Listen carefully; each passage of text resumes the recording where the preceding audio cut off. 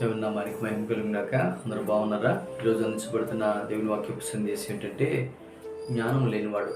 Bible గ్రంథంలో సామెతల గ్రంథం 14వ అధ్యాయం 15వ వచనంలో జ్ఞానం లేనివాడు ప్రతి మాట నమ్మను, తెలివైన వాడు తన నడతలను బాగుగా కనిపెట్టును. ఇక్కడ జ్ఞానము బుద్ధి జ్ఞాన సర్వ సంపదలు ఆయన యందే గుప్తమై ఉన్నాయి.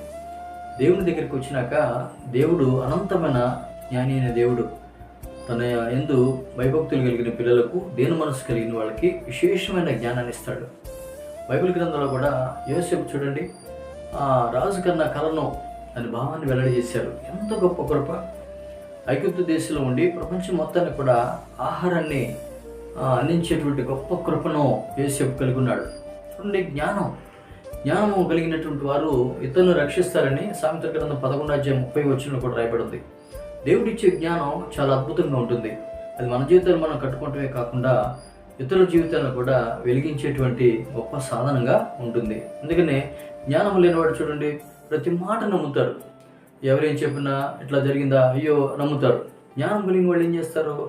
ఎదుటి వాడిని నడతను కనిపెడతారు, తన ఇల్లు కట్టుకుంటారు. జ్ఞానం కలిగిన స్త్రీ తన ఇల్లు కట్టుకుంటుంది, మూర్ఖురాలు తన ఇంటిని పెరికి వేసుకుంటుంది. అంటే జ్ఞానము ముత్యముల కన్నా శ్రేష్టమైనదని వాక్యం సెలవిస్తుంది. వెండి బంగారాలు నీ ఇష్ట వస్తువులన్నీ ఇచ్చి జ్ఞానాన్ని కొనుక్కోమని సామెతల గ్రంథకర్త అంటాడు. అందుకనే జ్ఞానము అతి శ్రేష్టమైంది. ఆ జ్ఞానం కలిగినప్పుడు యెహోవా యందు భయభక్తులు కలిగి ఉంటే జ్ఞానమునకు మూలము. యోబు గ్రంథం 28వ అధ్యాయం 28వ వచనం. ఆయన యందు భయభక్తులు కలిగి ఉన్నప్పుడు జ్ఞానం ఇస్తాడు. ఈ జ్ఞానం లేనివాడు ప్రతి మాట నమ్ముతారు.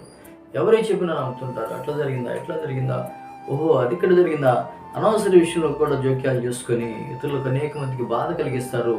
ఇంటి వారికి కూడా నెమ్మది లేకుండా జీవిస్తారు. తన కుటుంబంలో ఏముందా ఏమి లేదో కుటుంబ బిడ్డలు పోషణ పట్టించుకోరు, భార్యని కూడా అర్థం చేసుకోరు, పిల్లలు కూడా వాళ్ళు చెప్పేటువంటి మాటల వల్ల గాయాలు అవుతుంటాయి. ఈ జ్ఞానం లేనివాడు ప్రతి మాట కూడా నమ్ముతాడు. కానీ వివేక్ ఏం చేస్తాడో తెలుసా? తన నడతలను బాగా కనిపెట్టుకుంటాడు. వివేకం దేవుడి దగ్గర నుంచి వస్తుంది. కాబట్టి మనం కూడా దేవుని ప్రజలంగా వివేకిగా దేవుని యొక్క సముఖంలో మనం నడతలను బాగా కనిపెట్టుకొని దేవుని ఎదుట మనం ముందుకెళ్ళి మన కుటుంబాలను మనం వర్ధిల్లే వరుసలో ముందుకు తీసుకుని వెళదాం. ప్రభు ఈ మాటలు దీవించి ఆశీర్వదించను గాక. ఆమేన్. ప్రభువానికి స్తోత్రాలు. జ్ఞానం లేనివాడు ప్రతి మాట నమ్ముతాడు. వివేకి తన నడతను బాగా కనిపెట్టుకుంటాడు. మాకు వివేక ఫలం దయచేయమని యేసు నామములో ప్రార్థిస్తున్నాము తండ్రి. ఆమేన్. God bless all.